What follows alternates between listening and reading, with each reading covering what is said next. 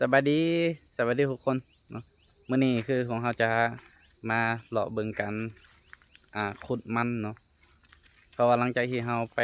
เฮ็ดเวียกมาเนาะมื้อนี้เราก็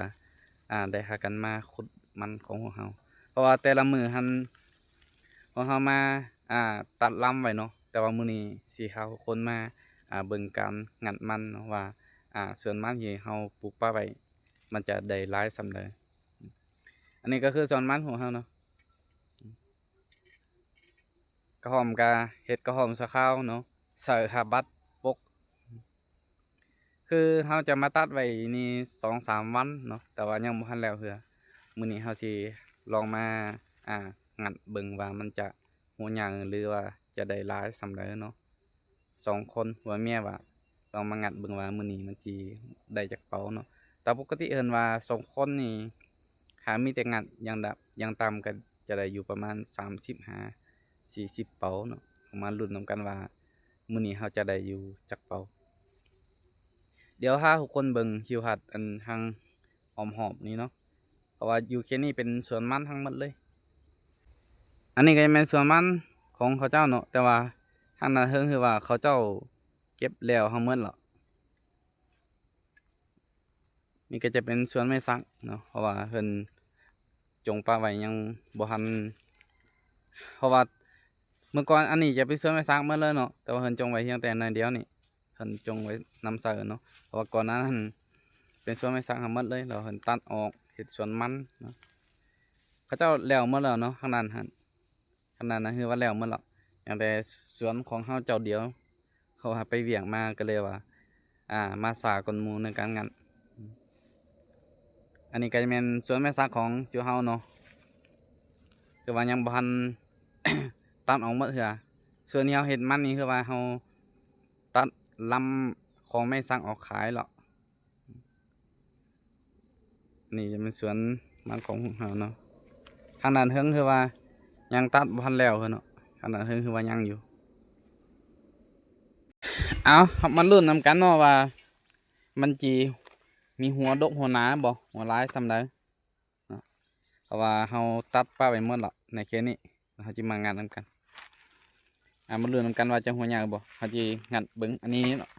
สังเกตเบิ่งดินมันจะแตกขาบอยู่นี่ดินมันจะแตกขาบอยู่เดี๋ยวสิงัดเบิ่งเนาะว่ามันจะหัวใหญ่บ่เอาเบิ่งว่ามันจะหัวใหญ่หัวยาวบ่เฮาก็บ่เคยงัดจักเทื่อเนาะเฮาก็เคยเฮ็ดส่วนนั้นนี่ลองเบิ่งเฮ้ยเอิบออกมาแล้วโอ้นี่หลายอยู่เนาะแต่ว่าบ่หัวใหญ่จะเป็นหัวน้อย แต่หลายอยู่มันจะหักเนาะโอ้อยู่ข้างลุมก็เบิ่งหลายเบิ่งมานับนำกันเบิ่งว่ามันจะมีหัวใหญ่ซ้ำใดหัวหลายจำได้1 2 3 4 5 6 7 8 9 10 11 12 13ขาดไปอยู่นี่2 หัวเนาะ15 หัวแต่ว่าเป็นหัวน้อยเนี่ยเนาะเอามาลุ้นนำกันเบิ่งอีกตึม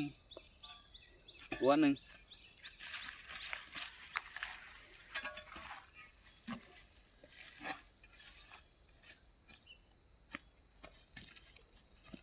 เอ๊บ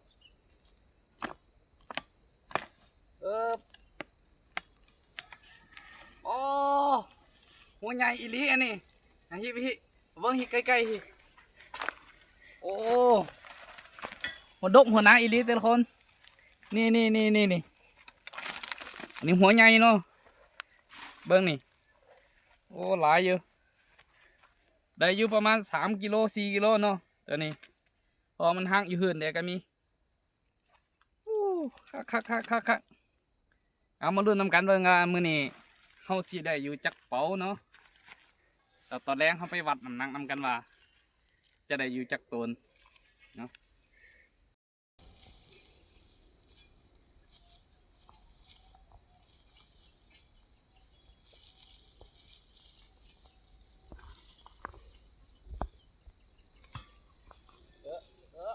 น้ำ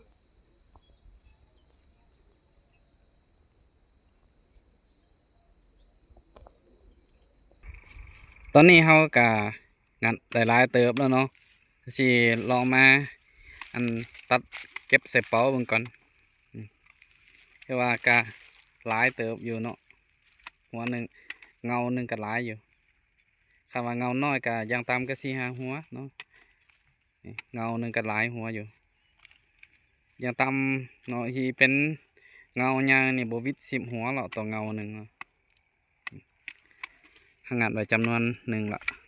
ที่เอาใส่เป๋าก่อนเพราะว่าเขาจะให้รถเขามาต่างหาเนาะเพราะว่าเหี่ยวหนึ่งเพิ่นใส่อยู่30เป๋าแล้วเขากะว่าประมาณ30แล้วเขาจีให้เขาจะมาต่างให้เพราะว่าเขาบ่มีรถ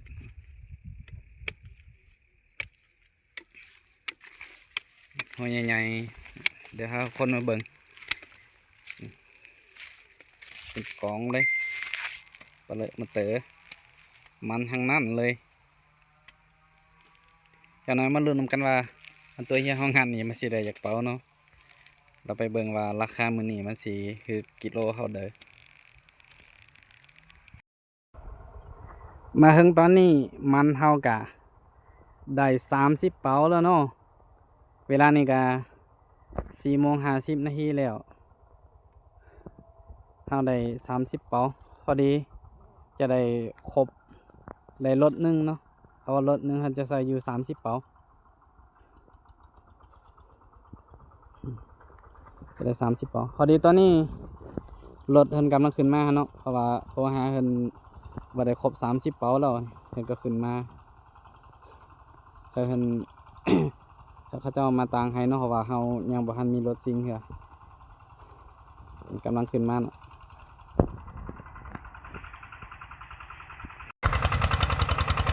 รถเพิ่นกำลังมาถึงอาจจะใส่รถซิ่งนี่เนาะ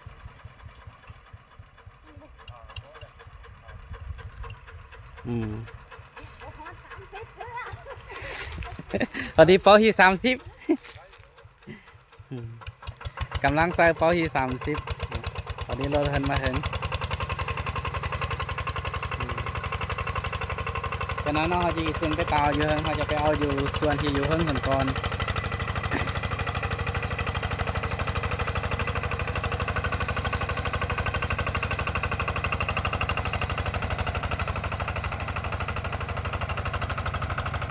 มันเขาได้มื้อนี้30เป๋าเพื่อน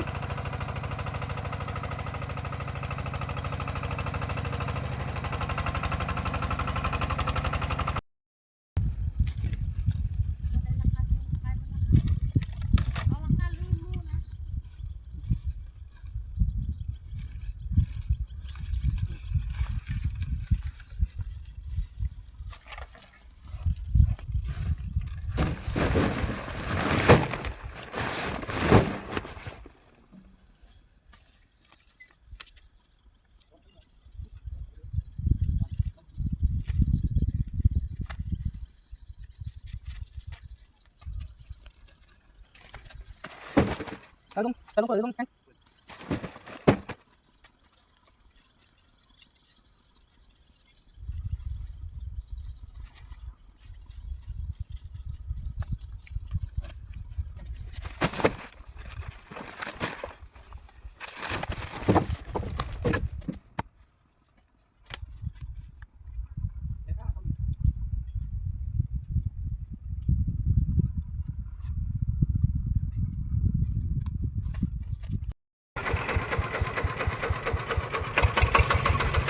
ขับเคลื่อนใหญ่ลงรุมหน่อยนึงเนาะ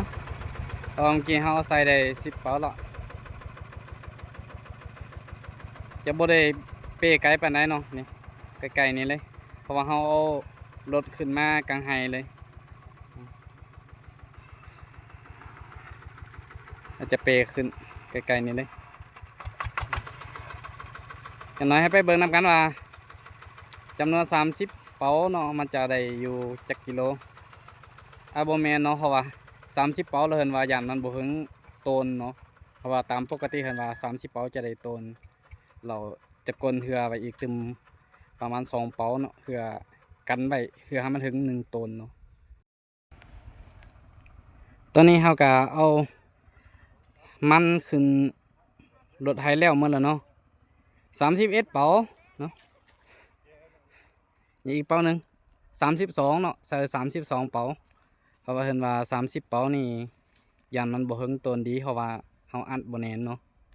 เราใส่32เพื่อให้มันถึงตนเดี๋ยวไปรุ่นนำกันไปหอดตาสั่งเราไปเบิ่งนำกันเนาะว่าจะได้น้ำหนักอยู่เท่าใด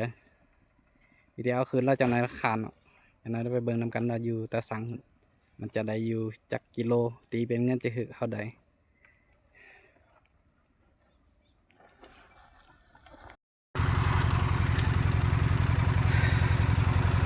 เนาะจะเป็นดอยหน่อยนึงแต่ว่าจะบ่ได้ลงดอยหลายปานใด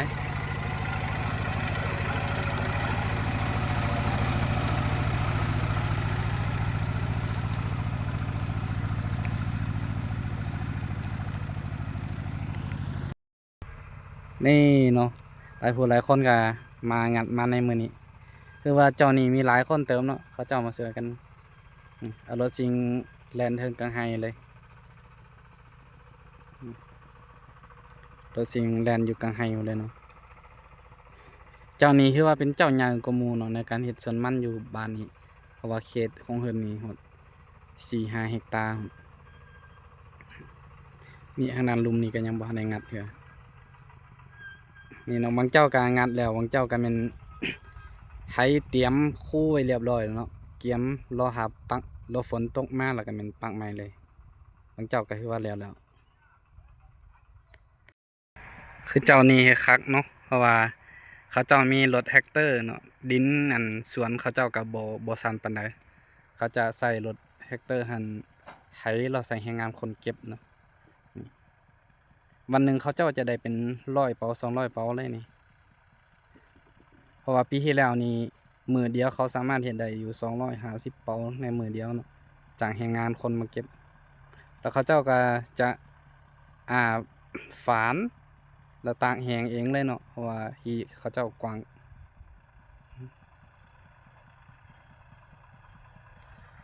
ตอนนี้เฮาก็ขี่รถมาใกล้สิฮอดบ้านแล้วเนาะว่าห่างรถสิงไปก่อนเฮาขี่รถจักรตามหนังเนาะกล้องเฮาก็จะสั่นๆเลยเพราะว่าใส่มือถือถ่ายเนาะเพราะว่าเฮาบ่มีมือจับกล้องเนาะมันจะใส่มือจับเฉยๆมันจะสั่นนิดนึงคอยคำยามแรงงัวควายกำลังเข้าแรงกลางโฮงกลางนาอันนี้แม่นอยู่ห้องน้ำแม่งอยู่แปะกับเกิดบ้านฮะเนาะงัวควายกำลังเข้าแรงปุงนกปุงกากากำลังม่วนเตากับคืนที่หาพี่นอนกันมา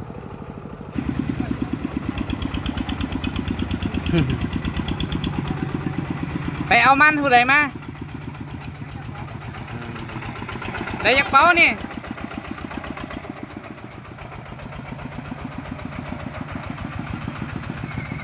ยามมือคำมือแรงเนาะหลายผู้หลายคนก็กำลังหันเตากลับบ้านการเก็บมันเพราะว่านี่เนาะอันนี้อยู่ด้านหน้านี่ก็จะเป็นตลาดน้อยเนาะกำลังวุ่นวันกันเลย2 คนเหรอ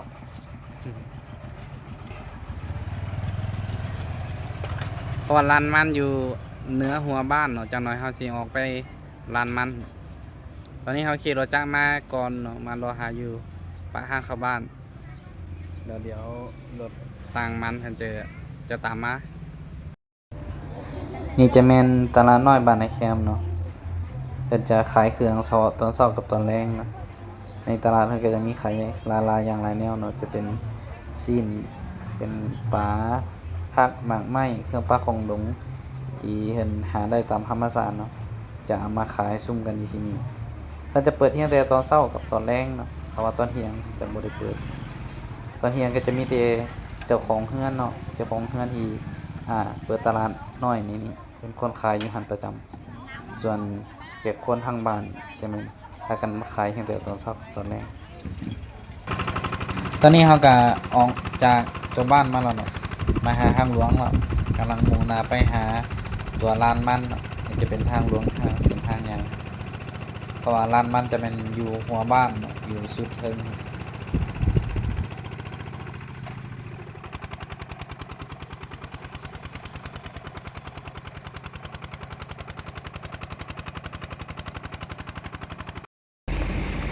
โมเลคานได้แวะซ้อมหน่อยหนึงเนาะพอขี่มาแล้วมันคานเอาเลย เพราะว่าขึ้นฮูมาใส่แห่งงานหลายเติมได้เปลี่ยนโมเลคันออกเป็นสิ้นเลยเนาะขึ้นมานะพอดีขาดปุ๊บเลยนี่นะมันเพราะว่าเป็นรุ่นตัวบางเด้แล้วมันขาดออกเลยเพราะมันห่อนเนาะนี่มันแต่งแหงมันแต่งแหงอยู่นี่ก่อนแล้วเลยว่าพอดีขึ้นฮูใส่แห่งงานหลายเด้ก็เลยหักออกเลยมันบางเนาะตอนนี้เพราะว่าเขาเอามาเปลี่ยนหาจะรุ่นเอาตัวรุ่นดีเลยเอาตัวที่มันหนาอันตรายหลาย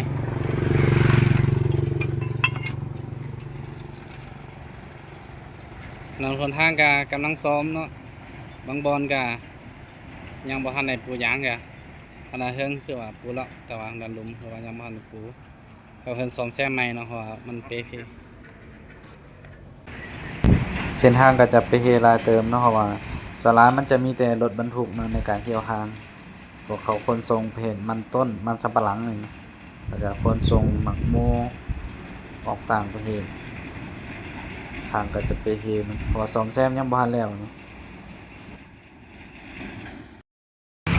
ตอนนี้ก็แปลงแล้วเนาะเปลี่ยนเอาสิ่งอันใหม่มาใส่เดี๋ยวไปต่อ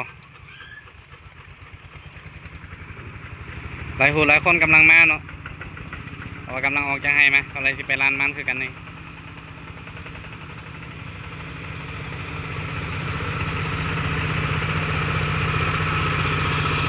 หลายผู้หลายคน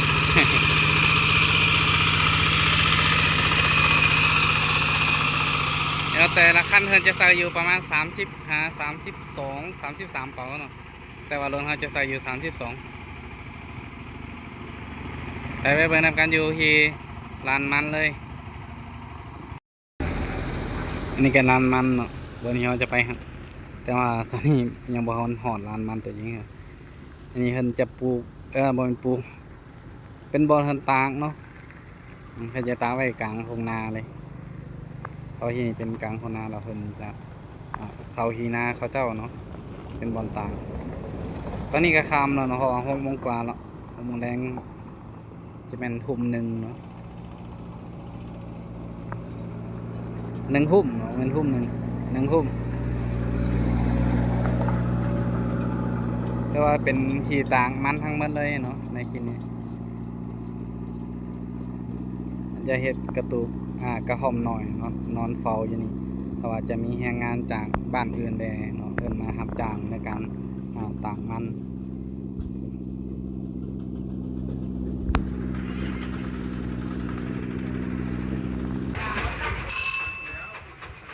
2,130 กิโลกรัมอันนี้เป็นตาสั่งใหญ่ตาสั่งยาวเลยรถหลายผู้หลายคนมากเนาะ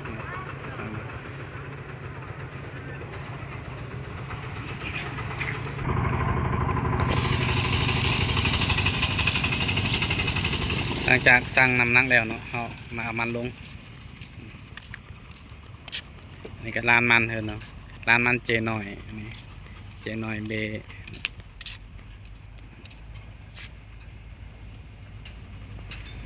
เพิ่นจะเฮ็ดตางแหงมั้งเนาะอันนี้จะเป็นตัวเฮ็ดตางแหงนะหลังจากที่เอามันลงแล้วเพิ่นจะเอารถสิงมาสั่งอีกเทื่อนึงเนาะแต่ว่าเฮามาถ่ายนำบ่ทันเนาะเดี๋ยวจักหน่อยไปเบิ่งบินนำกันว่ามันจะได้จักกิโลตอนนี้เฮาก็มาฮอดเฮือนแล้วเฮามาเบิ่งนำกันว่าเฮาจะได้เงินอยู่เท่าใดมาลุ้นนำกันมาลุ้นนำกันเนาะเมื่อกี้นี้เบิ่งอยู่แต่ว่าบ่ทันได้ให้แต่ละคนเบิ่งเนาะน้ำหนักรถนี่จะได้อยู่น้ำหนักรวมทั้งหมดเนาะจะได้อยู่ 2,130 กิโลเนาะน้ำหนักรถอยู่1,000กับ10 กิโลลบน้ำหนักรถออกเนาะจะได้อยู่1,120 กิโลกิโลหนึ่ง1,100 กิบเนาะมาคูณให้กับแล้วใส่หวานพอแพ็ค1,100 กิบมาคูณให้1,120 กิโลเราจะได้เงินอยู่ 1,232,000 กีบเนาะเงินอันนี้เฮาก็มอบให้เมียเฮาคือเก่านะคือเพิ่นรับค่ารับเอาเงินจากเงินเนาะพอตอนนี้มันมืดค่ำแล้วเนาะเพราะว่าตอนทำมาหันคือรถมันเพเนาะคือตัวเฮากำลังขึ้นภูไปหาแล้วมันบ่เลคานเนาะบ่เลคานแล้วเฮาได้เปลี่ยนบ่เลอยู่เลยว่าค่ำ 2,432อันครบเป๊ะ เป๊ะเลยแต่ว่าบ่มีปลายบ่มีเศษเขาจะให้เต็มเลยเนาะเอาสำหรับคลิปนี้ก็จะจบไปเพียงส่ำนี้เนาะเอาไปลุ้นนำกันเบิ่งมือต่อไปเนาะว่าเขาจะได้อยู่จักกิโลเนาะสำหรับมือนี้คือว่าเป็นมือแรกแหกหมานเนาะเขาจะได้อยู่เงินล้านกว่าเนาะ